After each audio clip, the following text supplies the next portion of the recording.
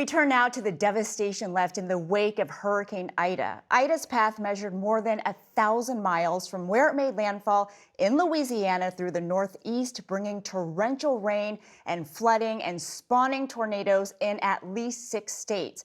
At least 65 people are dead. In New Jersey alone, 27 people were killed, largely due to flooding. The state's governor, Phil Murphy, joins us now from Middletown. Good morning, Governor. Thank you for making time for us. Good morning. Thanks for having me. I want to get the latest on the recovery from Hurricane Ida, but I do want to start with a quick question on COVID, since children are returning back to school in your state this week. The Star-Ledger editorial board, the largest newspaper in your state, published an op-ed criticizing your decision not to require school staff to show proof of vaccination or submit to any testing until October 18th.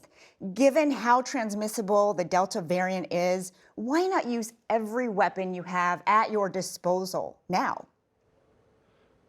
Well, I would just respond to say that we are, period. Everyone in our school buildings will be masked.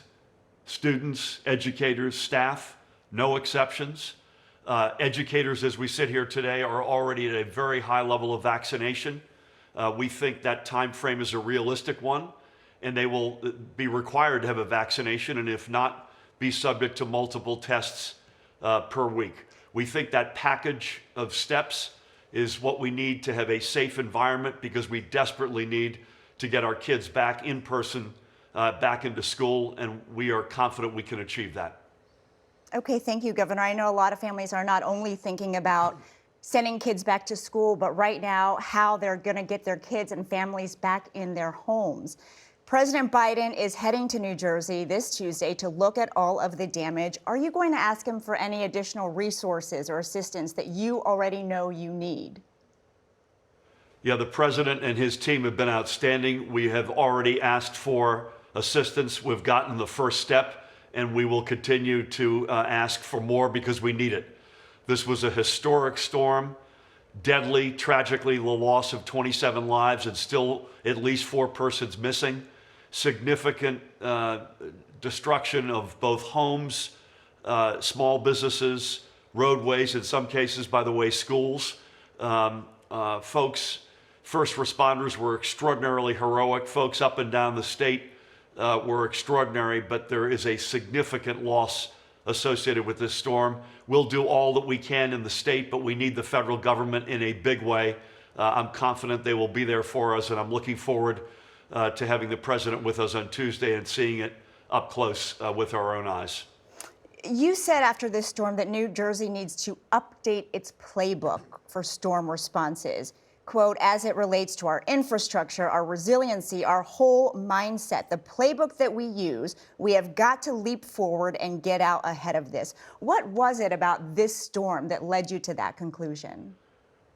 Yeah, I mean, this is something that we have been spending all of our hours thinking about, and we will be doing that, I suspect, for many years, if not decades to come. We screamed loud and clear tornado warnings, flood warnings, flash flood warnings. We begged people to get off the road, and still you've got 27 losses of life and enormous destruction. We had rain in many communities in 2 or 3 hours that were equivalent to what they normally get in a month or two. And this, sadly, we think is part of what we're going to be facing, more frequency and more intensity. So I mean that in terms of the playbook in every respect. We need a much more resilient infrastructure. That infrastructure bill that's being debated in Congress would have a huge positive impact on states like New Jersey. We're the most densely populated state in America, a location second to none. But we've got infrastructure that was built for a different reality.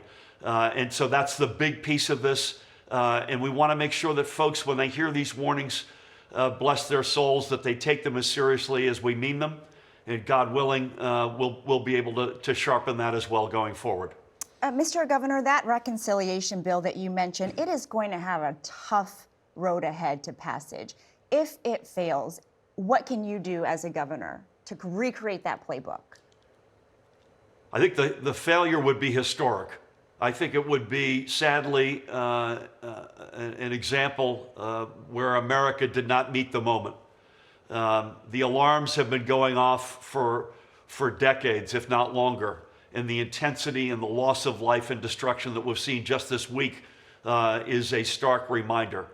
So if it does not happen, with the heaviest of hearts, we'll do everything we can inside of our state. But this is one example where the resources and support of the federal government is vital. There's no other player that can fill that role. As I say, the president and FEMA have been extraordinary in the reaction to this storm, but as a proactive matter, we need Congress to step up right now. Governor Murphy of New Jersey, thank you so much, and best of luck to you as you try to get your state through this.